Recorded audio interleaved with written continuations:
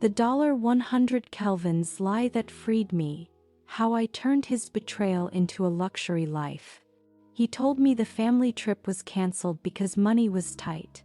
I believed him until I saw the photos of everyone laughing at the lake while I worked double shifts to help pay his mother's mortgage. 3 years. 36 payments. Over $100,000 gone. But what he didn't know was that his biggest lie would become my greatest freedom. From betrayal to luxury, from heartbreak to independence, this is the story of how I turned his deceit into my new life. Don't forget to subscribe to USLA1 Stories, share the channel with your friends and family, and comment your thoughts below. Now, I invite you to sit back, relax, and listen to the story. My husband, Henry, had a way with words, a charming, boyish grin that could disarm any suspicion. So, when he told me our annual family lake trip was canceled because money's tight, I believed him. I picked up extra shifts at the hospital, long, grueling hours, fueled by the conviction that we were a team, navigating financial struggles together.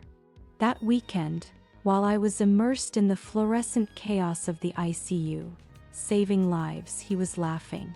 3 days after his solemn pronouncement, a casual scroll through his sister Melissa's Instagram revealed the truth. A tableau of joyous faces, champagne glasses raised against a sunset lake, Henry's beaming smile in the corner. Everyone was there, but me. Just hours later, Henry's text glowed on my phone, "Need $2,800. It's urgent." It was his monthly payment for his mother's mortgage, a payment I had dutifully been making for years. But this time, a cold resolve settled in my chest. My fingers moved, not with panic, but with a quiet, devastating finality. "Ask your family," I typed. The phone rang immediately, a digital tremor of his escalating panic. I let it buzz 3 times against my palm before declining. In that moment, surrounded by boxes of gauze and the clinical scent of antiseptic, my marriage, once a promise of shared lives, dissolved into 5 stark words. Our story hadn't always been about money, not overtly. 7 years prior, we'd stood in a courthouse, 2 broke students, promising everything with a borrowed suit and a hand-me-down dress. Our wedding budget was a meager $300, a joke we shared, believing love was free, and that was all we needed. His family, then, had seemed a picture of warmth. Nancy, his mother, bringing homemade casseroles to our cramped studio. Robert, his father, helping us move secondhand furniture. Melissa, his sister, calling me sister with what I then thought was genuine affection. It was a golden veneer, slowly chipping away to reveal a stark, transactional reality. The financial bleeding began subtly, so gradually I barely registered the first cuts. It started with Nancy's offhand remarks about rising property taxes on their cherished lake house. "Old family places," she'd sigh, eyeing the water stain on our ceiling. Henry's face would crumble at the thought of losing his childhood summers, and I, driven by a deep well of empathy and a desire to be part of this family, would offer to help. Just a little, just temporarily. "Maybe we could cover the taxes this year, until things get better." Nancy would embrace me, tears in her eyes, calling me the daughter she never had. Such declarations, I would learn, often came with a price tag. The checks started at $500, then $1,000, eventually settling, without discussion, at an astonishing $2,800 every single month. Henry, ever the middleman, assured me his parents were getting back on their feet and would repay us. It was a well-worn narrative, a quiet epidemic of familial expectation masquerading as mutual support. The emotional weight of this obligation, woven into the fabric of love and loyalty, made it nearly impossible to question. Just weeks before the fateful text, Nancy had arrived at our apartment with her famous lattice crust apple pie, a culinary masterpiece she only produced when a significant request was impending. As I served it on our mismatched plates, she recounted tales of the dock needing repairs, how grateful she was for our help, and how she bragged to her church friends about her generous daughter-in-law. Her manicured fingers, adorned with a newly upgraded 2-carat diamond ring for their 30th anniversary, patted my hand. I, meanwhile, still wore the quarter-carat chip Henry had proposed with a silent testament to our humble beginnings, a fact I'd told myself didn't matter. But the contrast, in that moment, was a bitter pill. The conversation that truly changed everything unfolded at our wobbly kitchen table, a curbside rescue we'd painted white to hide its scars. Henry, unable to meet my eyes, fidgeted with his wedding ring. "The lake trip's off this year," he'd said, his voice laced with manufactured disappointment. "Money's just too tight, Lauren. Maybe next summer." I, ever the supportive wife, reached across the table, squeezing his hand. I felt the calluses from his expensive golf clubs, a gift from his father, used for networking in a consulting business that perpetually failed to land clients. "We're in this together," I'd affirmed, already mentally calculating which weekend shifts I could pick up. "I'll take some extra hours. We'll get through this." He'd smiled then, that boyish grin that had captured my heart years ago. "I love you, babe. Thank you for understanding." I logged into the hospital system, signing up for the weekend shifts I'd previously declined, the guilt twisting in my stomach for Nancy's imagined sadness. Friday morning, before my shifts, Henry had been unusually affectionate. He'd made me coffee, the good stuff, not our usual grocery store brand, watching me get ready with an intensity I couldn't quite decipher. As I left, heavy bag in hand, he pulled me close, his hands lingering on my shoulders. "Lauren," he'd whispered, his eyes bright, almost feverish. "Thank you for being so supportive. I know this isn't easy." "We're married," I'd replied simply. "Your family is my family." He'd kissed me then, longer than our usual morning goodbye, his hands tangling in my hair. Pulling back, an unreadable expression crossed his face, guilt, grief, or perhaps just the stress of financial pressure. "I love you," he'd murmured. "Love you, too," I'd responded, already mentally budgeting for a $4 coffee at the hospital cafeteria. Now, standing in the ICU with my phone dark in my pocket, I understood. That expression hadn't been stress or love or even guilt. It had been goodbye. He was saying goodbye to the wife he was about to betray, to the trust he was about to shatter, to the version of me who would have done anything for his family. It was a subtle, cruel farewell to a future he knew he was dismantling. The realization replayed in my mind as I navigated my shift, every transferred payment, every sacrifice, every extra hour I'd worked, flashing before my eyes.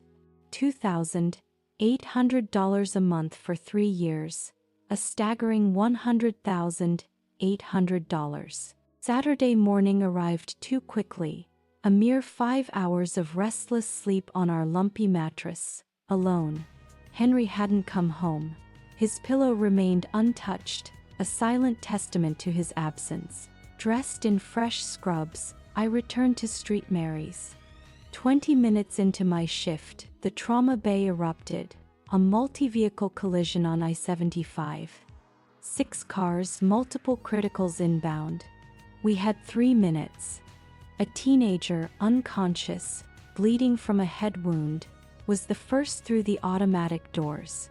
My hands moved on autopilot, inserting IVs, checking vitals, comforting a mother whose screams echoed from the hallway.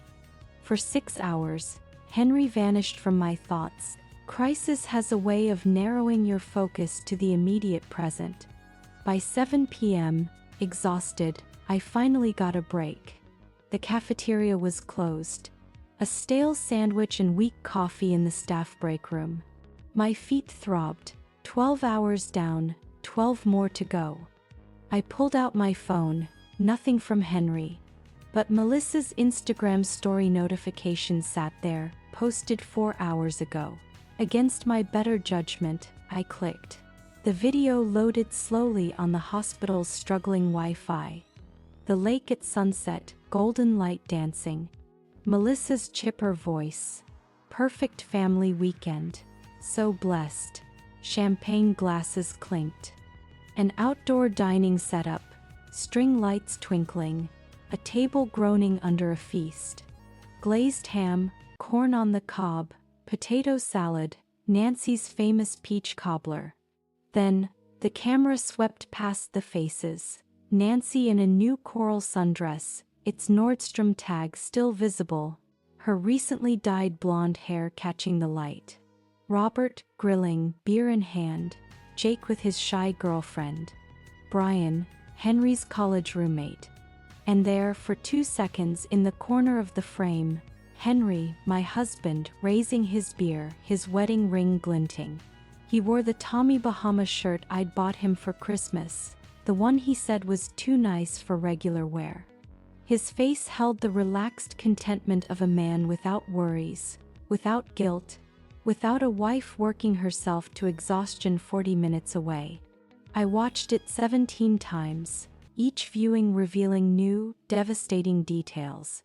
The expensive craft beer in his hand, a $15 six-pack we'd stopped buying months ago for budget reasons. Nancy's good china, too delicate for regular use. Jake's girlfriend's tennis bracelet, Brian's expensive wine. Even the corn on the cob had fancy holders from Williams-Sonoma. This wasn't a last-minute gathering. This was planned, coordinated. The ham alone would have taken hours. Nancy's hair appointment, weeks in advance. The string lights, professional grade. They had all known. Every single person in that video had known they were attending this canceled trip, while I was signing up for overtime.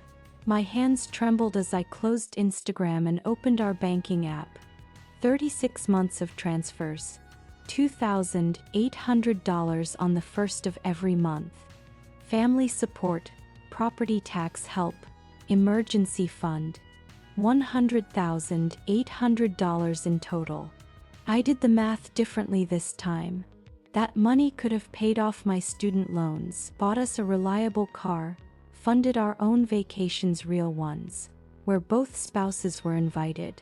It could have replaced our peeling linoleum, fixed our wobbling table, bought furniture that didn't come from curbs and garage sales.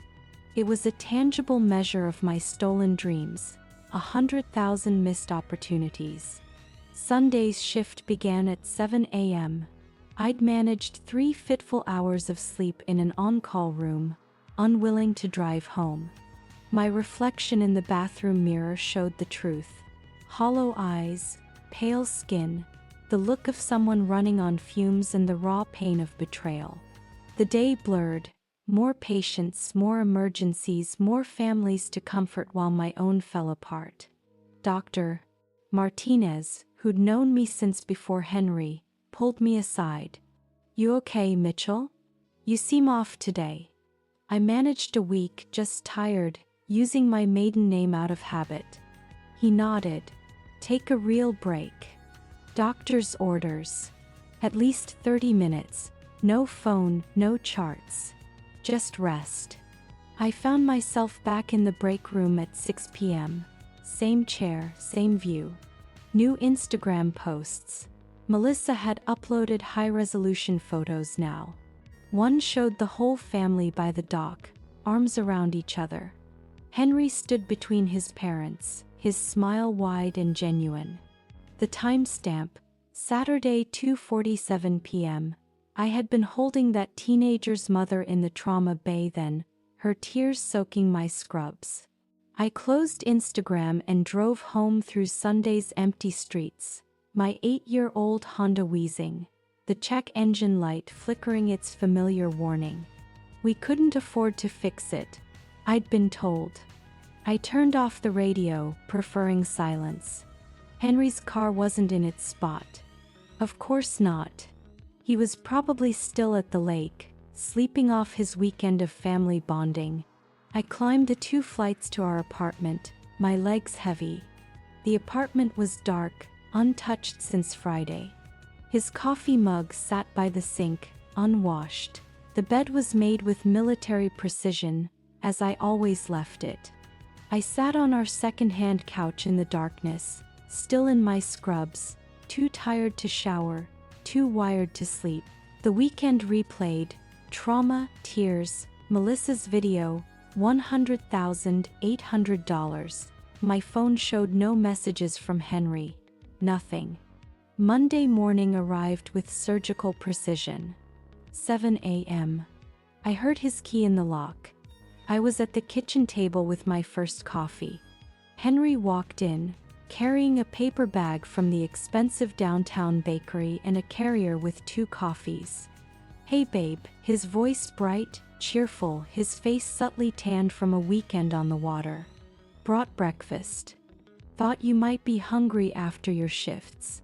He set everything on the table with the casual ease of someone without secrets.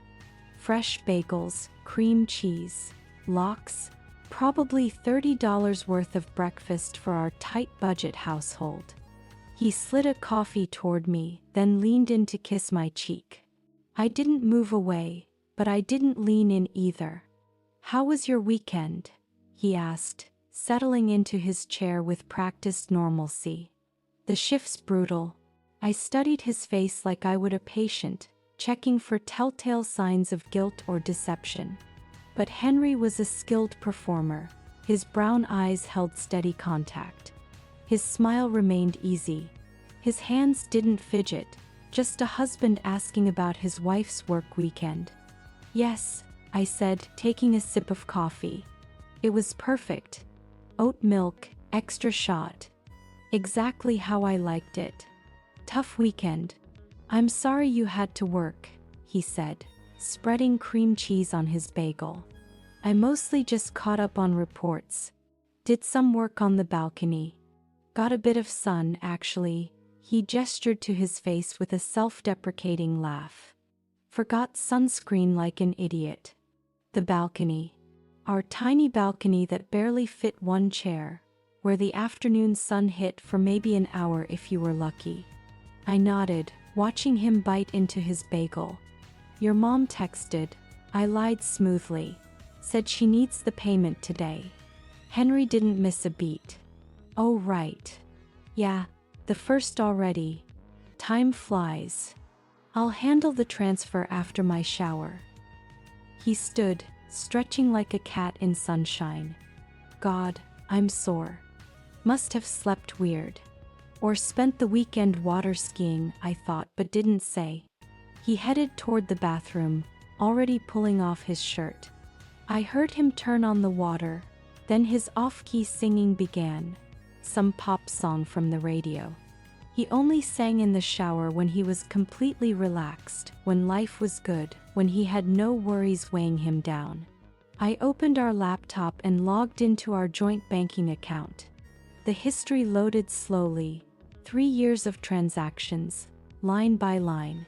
I had checked it before, but never with this level of attention, never with the searing knowledge that every payment had been a lie. January through December, 3 years running. $2,800 on the first of every month. Some months labeled mom's mortgage, others property tax help, a few medical expenses, and several just family support. I took screenshots of everything, methodically documenting each transfer.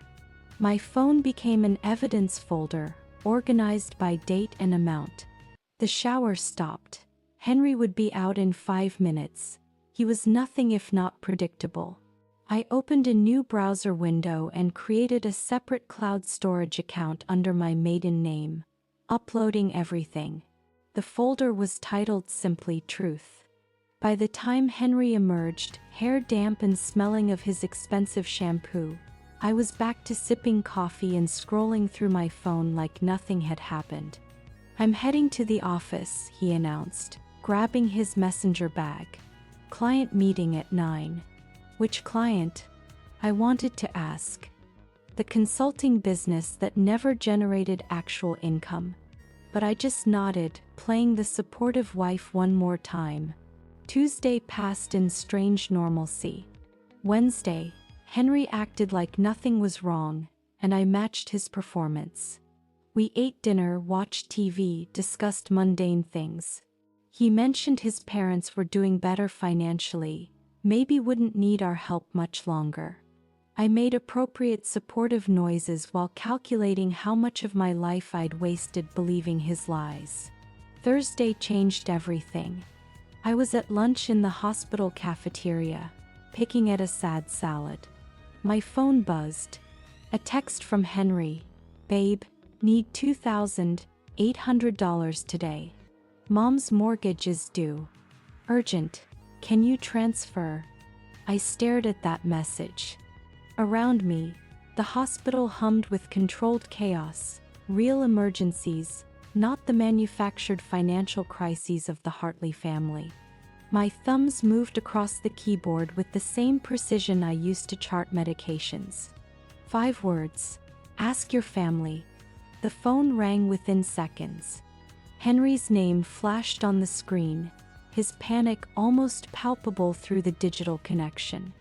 I stood up, leaving my half-eaten salad, and walked quickly to the supply closet. It was the only private space. What's that supposed to mean? His voice had lost its casual confidence. I closed the door, surrounded by gauze and antiseptic. It means I saw Melissa's video from your canceled family trip. The one at the lake. The one where everyone made it this year. The silence was complete, like the pause between heartbeats on a monitor. That moment when you're not sure if the next beat will come. Lauren, you don't understand. Henry's voice cracked. I understand perfectly. I cut him off. I funded your family for 3 years while being excluded from it. I understand that I'm good enough to pay for your mother's mortgage, but not good enough to eat dinner with you all at the lake. It wasn't like that. Then what was it like, Henry? Explain to me how it wasn't exactly what it looks like. His breathing was ragged. A nurse knocked. I had to end this. Lauren, please, just let me explain when you get home. I have to go, I said. Actual emergencies to handle, not the manufactured kind. I hung up, placed my phone on silent, and walked back to my shift. 6 more hours. 6 more hours of real problems, real pain, real healing, not the theatrical performance waiting for me at home. When I walked through our apartment door at 8 p.m., I thought I'd entered the wrong unit. Candles covered every surface, casting a golden, flickering glow. The dining table, usually reserved for takeout, was set with our wedding china, the stuff from Henry's aunt, usually relegated to a box above the refrigerator. The smell hit me next. Garlic, basil, something rich and tomatoey. Henry emerged from the kitchen, wearing the burgundy shirt I'd bought him last Christmas, the one too nice for everyday wear. In his hand, a bottle of wine, not the $8 grocery store kind, but the $30 anniversary kind. Lauren, he said, his voice soft, careful. I made dinner. Your favorite, from scratch. Pasta arrabbiata. He'd made it exactly 3 times in our 7 years. Once when he proposed, once after a huge fight about his mother's first loan. And now, the manipulation was so transparent I almost laughed. Sit, he said, pulling out my chair. Please, let me explain. I sat, not because I wanted to hear, but because my feet hurt, and I was curious to see how far he'd take this performance. He poured wine with shaking hands, then served the pasta with the concentration of a chef on a cooking show. Everyone feels terrible, he said, sitting across from me. Mom's been crying all day. She never meant to hurt you. I pushed a piece of penne around my plate. The sauce was perfect. Such a waste of effort. Your mom's been crying, I repeated slowly. The woman who just cashed my $2,800 monthly payment is crying. She didn't know I hadn't told you about the trip, she assumed. She assumed what? That I was working because that's what I always do. Work while you all play. Henry reached across the table for my hand. I pulled it back. We thought it would be easier, he said. You hate big gatherings. You're always saying how exhausting they are after your shifts. I say a lot of things are exhausting, Henry. That doesn't mean I want to be excluded from them while still paying for them. It wasn't about the money. It's always about the money. I took a sip of wine. Good wine. Probably charged to the credit card I'd be paying off. Your family has taken $100,000 from us. While I wore scrubs with holes in them and drove a car that barely starts. That's an exaggeration. I have the bank statements. Every transfer. 3 years. Want to see them? His face changed then, the caring husband mask slipping just enough to show something else. Fear, calculation. They're my parents, Lauren. Family helps family. Apparently, I'm not family. The silence stretched, broken only by the hiss of a candle flame hitting melted wax. Henry's jaw worked. Mom wants to talk to you, he said finally. To explain. She feels awful about the misunderstanding. The misunderstanding? Like it was a simple miscommunication about dinner plans, rather than systematic financial exploitation and emotional exclusion. She can call me herself, I said, standing up. But I'm done sending money, and I'm done with this conversation. I left him sitting there with his candles, his pasta, and his calculated remorse. Friday morning, Nancy's call came while I was getting dressed. Her name on my phone screen made my stomach turn, but I answered, putting her on speaker. Lauren, sweetheart. Her voice dripped with that syrupy southern sweetness she could turn on like a faucet. This whole thing has gotten so out of hand. Has it? I kept my voice neutral, clinical. We thought you were working, dear. Henry said you'd picked up extra shifts. We didn't want to make you feel bad about missing the family time. I tied my shoes slowly, letting her words hang. So, instead of inviting me and letting me decide, you lied to me. That was the kinder option? We didn't lie. Henry told me the trip was canceled. Was that true, Nancy? Silence. Beautiful. Damning silence. The money you send, it's not about that, she started again. We're grateful, of course, but family is about more than money. I agree, I said, checking my reflection. Which is why I'm confused about being excluded from family events I'm paying for. Lauren, please. The house, the mortgage. We could lose everything. Maybe you should sell one of the boats, I suggested, my voice as sweet as hers. Or ask the family members who actually got invited to your gatherings. The real family. You don't mean that. I do. The transfers stop now. If you need help, ask your family. The ones in all those photos. I hung up before she could respond. Within 3 hours, the social media assault began. Melissa, Henry's sister, started with subtle quotes on her Instagram stories. Family isn't about blood. It's about who's willing to hold your hand when you need it most. Then, some people will never understand sacrifice. By lunch, she'd escalated. A photo of the lake house with a long caption. This place holds every childhood memory.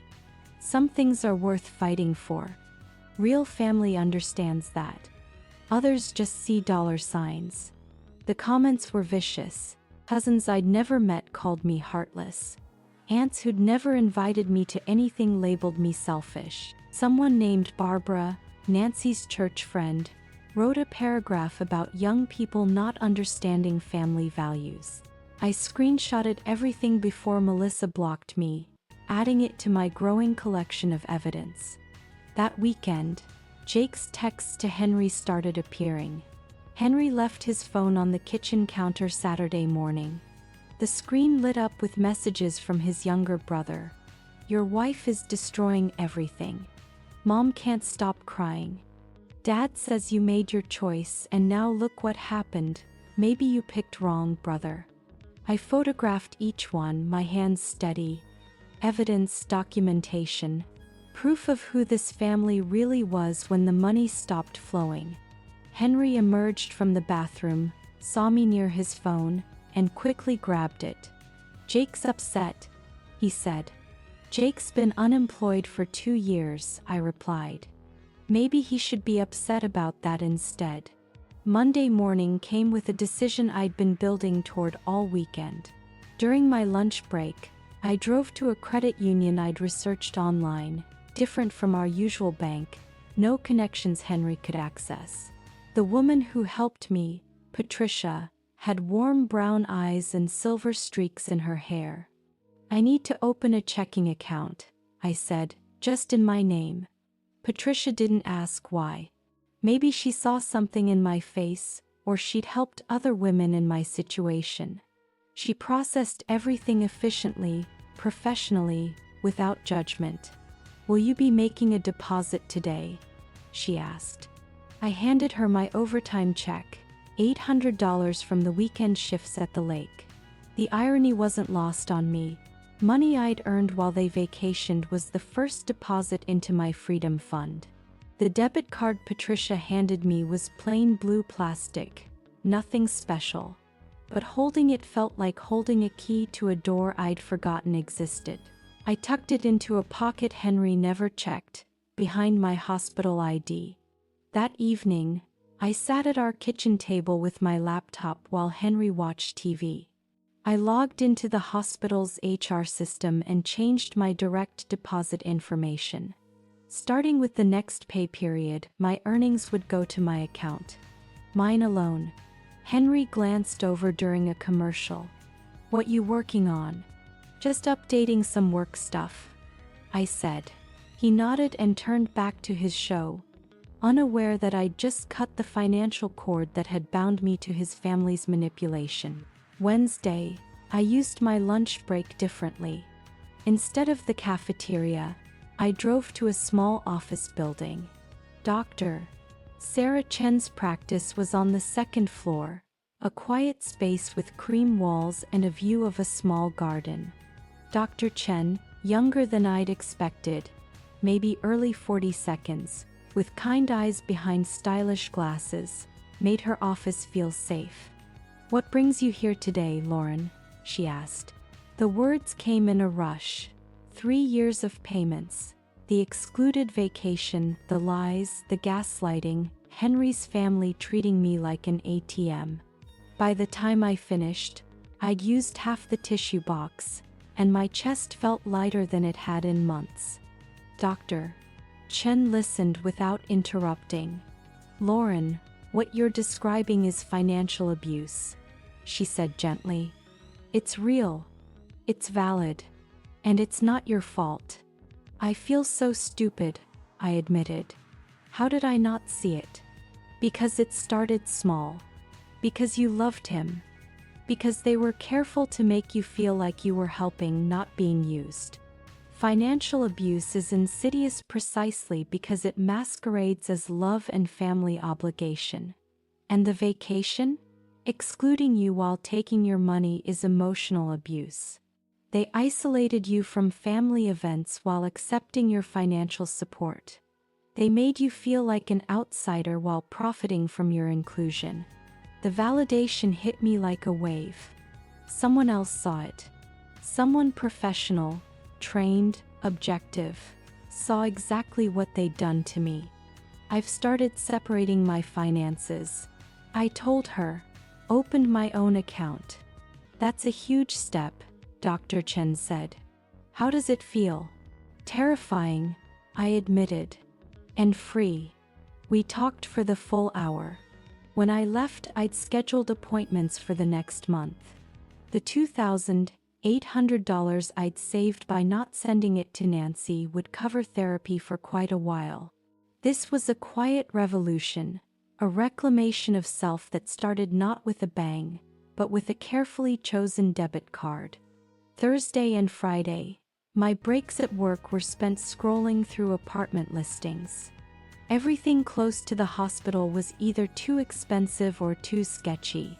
But Friday afternoon, I found it, a one-bedroom in a building that used to be a Catholic school, converted to apartments. Clean, safe, and only 10 minutes from work. I called immediately. The landlord, Mrs. Patterson, had a voice that reminded me of my grandmother's.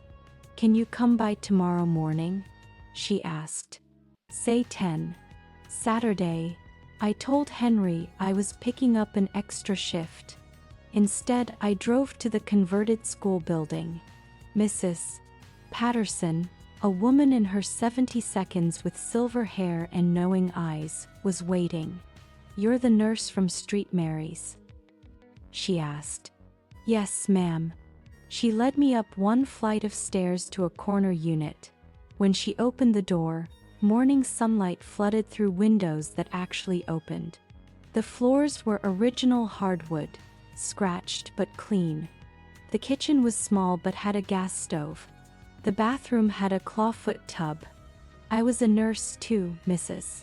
Patterson said, watching me take it all in. "Retired 5 years ago. I know that look. The one that says you need a fresh start. Is it that obvious?" "Only to someone who's been there." She handed me the rental application. "Take your time. If you need it today, it's yours." I filled out the application using my maiden name, Lauren Mitchell. It felt like writing my real name for the first time in years. "When can I move in?" I asked, handing her the completed forms and the deposit check for my new account. "Whenever you're ready," she said, giving me the keys. Sometimes the best time to start over is right now.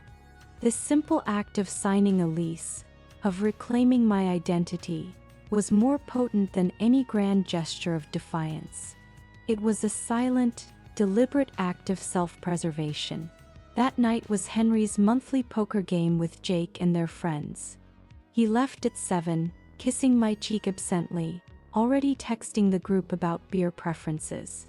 The moment his car pulled away, I began. I moved methodically through the apartment, taking only what was mine before the marriage or what was absolutely essential. My nursing textbooks, the coffee maker I'd bought myself, clothes that still fit, my grandmother's jewelry box.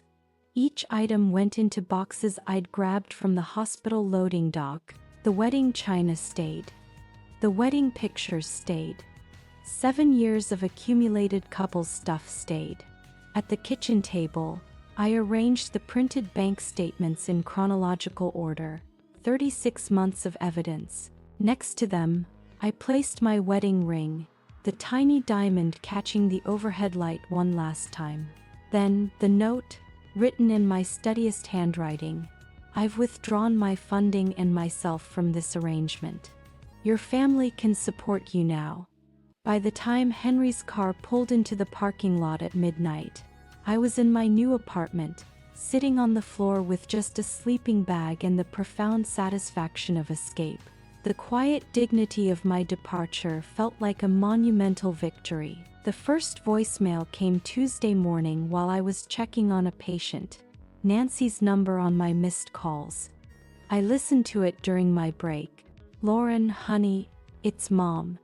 The presumption of her calling herself that still made my skin crawl. There must be some confusion at the bank. The transfer didn't come through. Could you check on that? Call me back. Wednesday brought another. "Lauren, the mortgage company called. This is serious. We need that payment today. Please call back." By Thursday, her tone had shifted. "How could you do this to family? After everything we've done for you, we could lose the house." I deleted each message after listening once. No guilt, no second guessing, just a mild satisfaction, like watching someone who'd cut you off in traffic get pulled over by the police. You look different, Beth, a colleague, mentioned during shift change Thursday night. Better. More rested or something. Finally getting enough sleep, I said. Which was true. In my new apartment, I slept without Henry's snoring, without the anxiety of bills I couldn't track, without the weight of funding people who despised me. Friday afternoon, Melissa struck back through social media. The photo appeared on Instagram while I was eating lunch in the hospital cafeteria. The lake house, beautiful in the afternoon light, with a red and white for sale sign stabbed into the front lawn. Her caption was pure manipulation. Thanks to some people's selfishness, childhood memories are being sold. 30 years of family gatherings gone. Some people only see dollar signs where we see home. The comments section became a battlefield. Relatives I'd never met called me heartless, selfish, a gold digger, which was hilarious, considering I'd been the one times giving times gold, not digging for it. Someone named Aunt Helen wrote a novel-length comment about young wives these days not understanding sacrifice. But then, Susan from my night shift found the post. Sweet Susan, who'd covered for me during my worst days, who'd seen me counting pennies for lunch while sending thousands to Henry's family. Her comment was brief but devastating. Maybe if you treated her like family instead of an ATM, she'd still be helping. Just a thought. Melissa deleted it within minutes, but not before Susan screenshotted it. By the end of my shift, half the nursing staff had seen the exchange. They'd adopted me as their cause. These women, who understood exhaustion and sacrifice and being undervalued, rallied around me. The audacity, Beth said, looking at the screenshot. Posting that after taking your money for years. Saturday morning, Henry started his campaign. The first email arrived at 6 a.m., 3 pages long, single-spaced, detailing our entire relationship history and why I was making a mistake. I deleted it unread after the first paragraph. The flowers came next, delivered to the hospital reception desk during my Saturday shift. Roses, 24, with a card that read, "Please come home. We can work this out." The receptionist, Maria, who'd heard the whole story, gave me a look. "Want me to donate these to the cardiac ward?" "Perfect," I said. "The patients will appreciate them more than I do." Sunday he escalated. I was leaving through the employee exit after my shift when I saw him waiting by my car. He looked terrible, unshaven, wrinkled clothes, the pallor of someone who hadn't been sleeping. "Lauren, please. Just 5 minutes. Move away from my car, Henry. We need to talk about us. There is no us. There's you and your family and me and my self-respect. Those are 2 different relationships. That's not fair." "Fair?" I laughed, but there was no humor in it.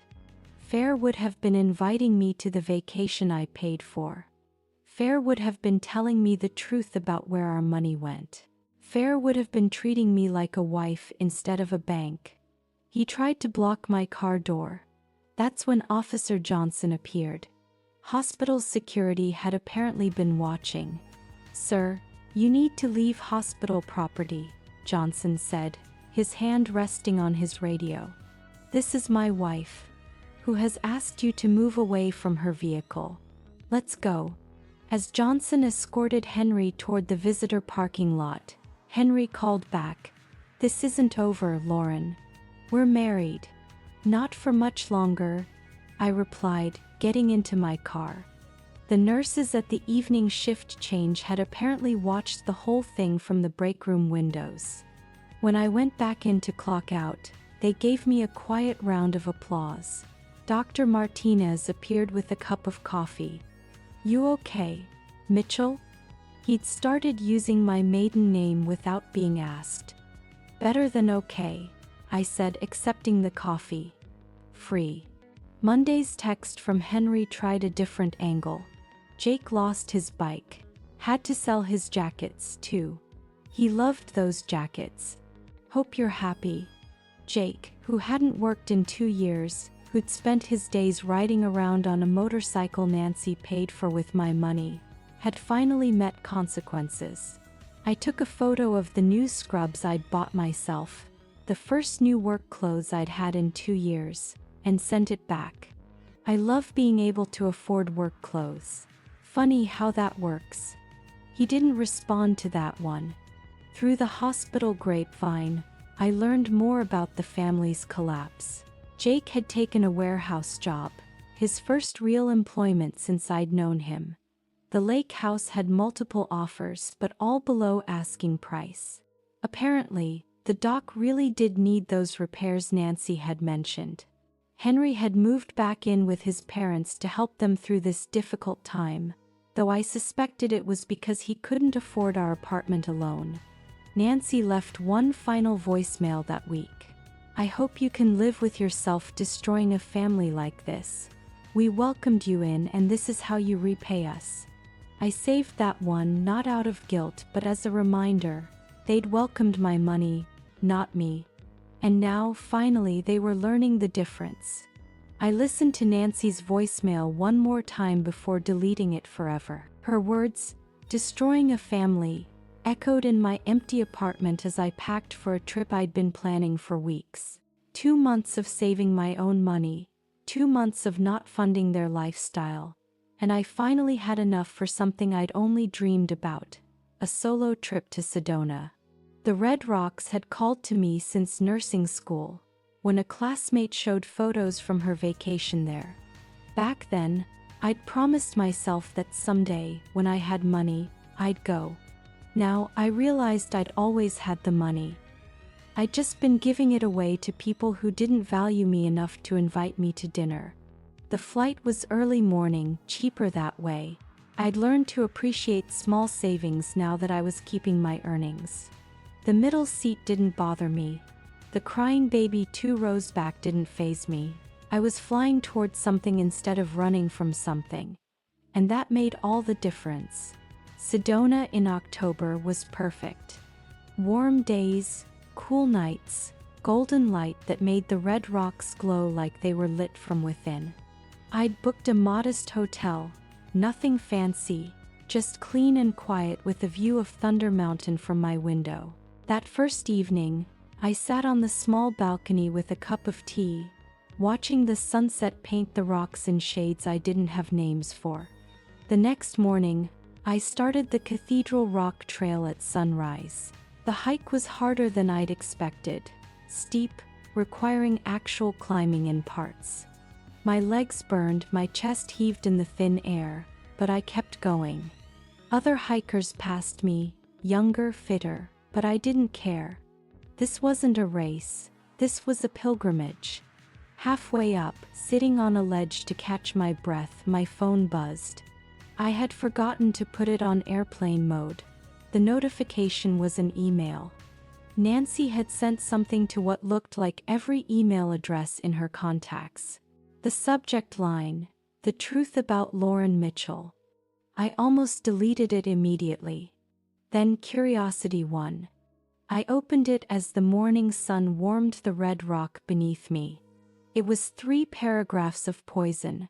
How I'd destroyed their family, how I'd manipulated Henry, how I'd pretended to care only to pull the rug out from under them when they needed me most. She detailed their financial struggles, the lost lake house, Jake's repossessed motorcycle, their current reduced circumstances, and blamed it all on my vindictive withdrawal of support. The email was sent to 43 people, relatives, their church friends, even some names I recognized as Henry's co-workers. She'd put everyone in the to field, not even bothering with the dignity of BCC. I sat on that red rock, looking out over the valley below, and felt nothing, no anger, no hurt, just a strange lightness, like watching a storm pass by without getting wet. I hit reply all. My response was simple, factual, and devastating. I contributed $100,800 over 3 years while being excluded from family gatherings. I was told the annual lake trip was canceled due to budget constraints, then saw photos of everyone there except me. You're not struggling because I stopped giving. You're struggling because you never learned to live within your actual means. I wish you all the best in your adjusted circumstances. Please remove me from future communications. I hit send, then turned my phone completely off. The rest of the hike was pure meditation, just me, the rocks, and the vast Arizona sky. At the summit, sitting with other hikers who'd made the climb, I felt more at peace than I had in years. A woman about my age sat nearby, also alone, also taking in the view. "First time?" she asked. "Yes. My third. I come after every major life change, divorce, career change, and now retirement. These rocks have seen it all." We sat in comfortable silence, two strangers who understood that some journeys you have to take alone. By the time I returned home 3 days later, the lake house had gone to auction. Melissa, of course, documented everything on social media. Photos of the for sale sign, videos of people viewing the property. A final photo of her standing by the dock with the caption, "Goodbye to childhood memories." Some people know the price of everything and the value of nothing.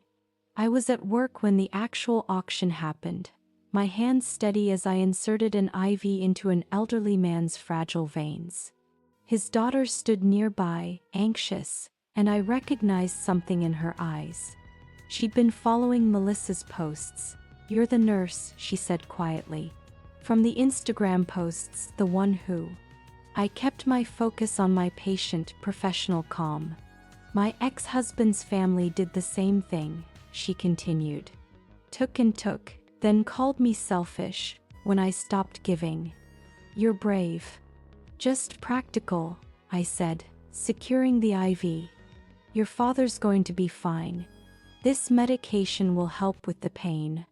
As I held her father's hand during the procedure, I realized something.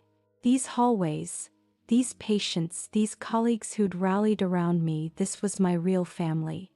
People who valued my skill, my compassion, my presence, not my bank account. The divorce papers were ready 2 weeks later. My lawyer, paid for with my own money, had made it simple. No fault divorce, no alimony requested from either side, just a clean break. I had Henry served at his parents' rental apartment. The process server told me later that Henry had answered the door looking like he'd aged 5 years in 5 months. Wrinkled shirt, hollow eyes, the look of a man whose comfortable life had collapsed. He called me immediately after being served. "Lauren, please, we can work this out. Come to the apartment, let's talk. There's nothing to discuss. Sign the papers. I made mistakes. You made choices. So did I. Mine was to stop funding people who excluded me. Sign the papers, Henry." Through the window, the process server said. Nancy had been watching, her face pressed against the glass like a child at a candy store she couldn't afford to enter anymore.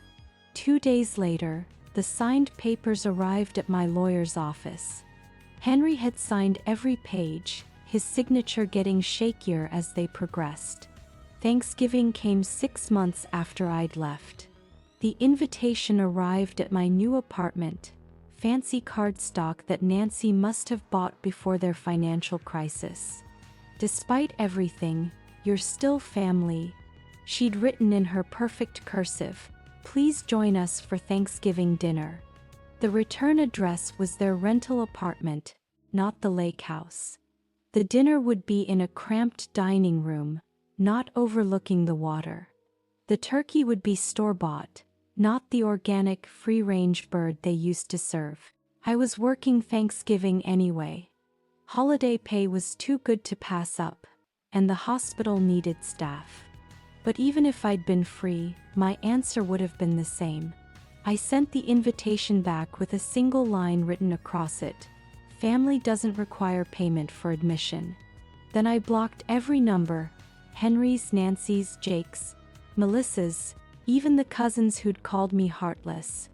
One by one, I erased them from my phone, from my life, from my future.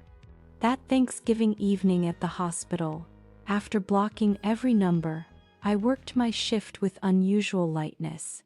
The emergency department was busy, holidays always were. But I moved through the chaos with a clarity I'd never had before. No phone buzzing with guilt trips. No mental calculations about money I couldn't track. Just the work, the patience, and the peculiar freedom of being completely disconnected from people who drain you dry. "Mitchell, you want some turkey?" "Doctor." Martinez held out a plate from the break room spread. The hospital always did something nice for holiday staff. "Thanks," I said, accepting it. Real turkey, real stuffing, real belonging. No one here expected payment for inclusion. The months that followed blurred together in the best way. Winter became spring, spring became summer. I learned to cook for one without feeling lonely. I decorated my apartment with plants. A snake plant by the window, pothos trailing from a bookshelf, a peace lily that bloomed unexpectedly in July. They thrived in the natural light from windows that actually opened, unlike our old apartment where everything felt trapped. My bank account did something I'd never seen before. It grew, without the hemorrhage of $2,800 monthly, plus the promotion to shift supervisor I'd earned 6 months after leaving Henry. I watched the numbers climb.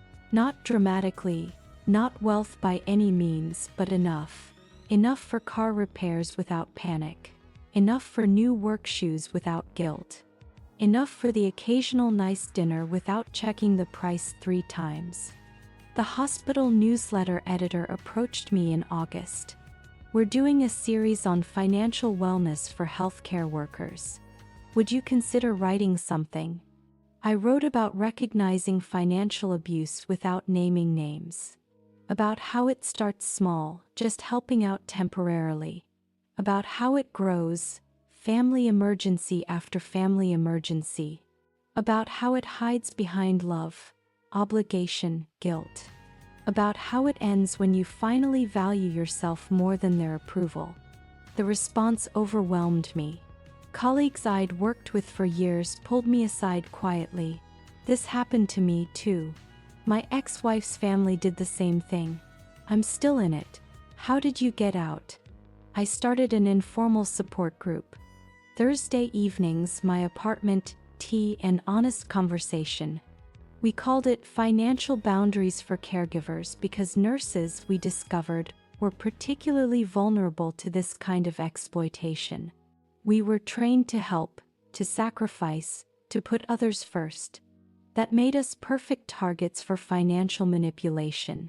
One Thursday in September, exactly 1 year after that supply closet phone call, I received a letter. Handwritten, no return address, but I recognized Henry's writing. I almost threw it away unopened. Then curiosity won. His handwriting was different, smaller, more careful, like he was measuring each word. "Lauren, I'm writing this from my studio apartment, the one I can actually afford with the 2 jobs I'm working now." Funny how I never understood what work meant until I had to do it myself. "I see now what we took from you. Not just money, dignity, respect, belonging. We made you pay for the privilege of being excluded, and I let it happen. Worse, I orchestrated it. Mom still blames you. Melissa posts about family loyalty. Jake complains about the warehouse job. They don't get it, but I do now. We weren't a family. We were parasites. And I was the worst one because I was supposed to love you. I don't expect forgiveness. I don't expect anything. I just wanted you to know that one person from that mess finally understands what we did to you. It was wrong. It was cruel. and you deserved so much better. I hope you found it, Henry. I read it once, sitting at my small dining table with a cup of coffee. I felt a moment of sadness for the marriage that could have been if he'd been this honest from the start. Then I filed it away in a box labeled past and went on with my day. 2 months later, Mrs. Patterson knocked on my door. Did you see the obituary? Nancy had passed. Heart attack at 67. The funeral would be Saturday at the Lake Town church they'd attended when they had the lake house, before they lost everything. I didn't go, but I wasn't surprised when 3 weeks later, a certified letter arrived from a law firm. Nancy's will, executed years ago when they had money and I was still the beautiful daughter-in-law, had never been updated. She'd left me her jewelry collection. Melissa contested it immediately, of course, but the will was ironclad, written back when Nancy had been playing the loving mother-in-law, probably thinking the jewelry would keep me grateful and giving. The irony was perfect. She'd accidentally given me one final payment from beyond the grave. The collection appraised at $15,000, good pieces, real gold, quality gems, things she'd worn to family gatherings I wasn't invited to, purchased with money I'd helped provide. I sold every piece to a dealer downtown, then drove directly to the women's shelter on Maple Street. The director, a tired-looking woman named Patricia, accepted the cashier's check with surprise. "This is incredibly generous. Would you like to name the donation for our records? Call it the Family Fund," I said. "For women finding their real families after losing fake ones." She studied my face with the recognition of someone who'd heard similar stories. The Family Fund it is. Today marks 2 years since that Instagram video. 2 years since my world shifted. I volunteered for the sunrise shift, wanting to mark the anniversary with something meaningful, work that actually mattered. The drive to the hospital at 5 a.m. was perfect. Empty streets, classical music on the radio, coffee in my travel mug, the good stuff I could afford now. The sky lightened gradually, painting clouds in shades of peach and gold. My phone, tucked in my bag, stayed silent. No desperate texts about urgent needs. No voicemails about destroyed families. No guilt trips disguised as invitations. Just peace. I parked in my designated spot, one of the perks of being a supervisor, and walked toward the employee entrance. The automatic doors sensed me coming and opened with their familiar whoosh, like the building itself was welcoming me home. Sometimes, love blinds us to the quiet forms of abuse that wear us down, not through violence, but through manipulation, guilt, and control. Lauren's story reminds us that real love doesn't demand silence or sacrifice at the expense of your dignity. It teaches us that walking away isn't weakness, it's reclaiming your worth. If you've ever been taken for granted, know that freedom begins with saying no more. Don't forget to like, share, and comment your thoughts below. Subscribe now to USLA1 Stories for more powerful real-life tales of courage and self-discovery. Thank you for listening. See you in the next video.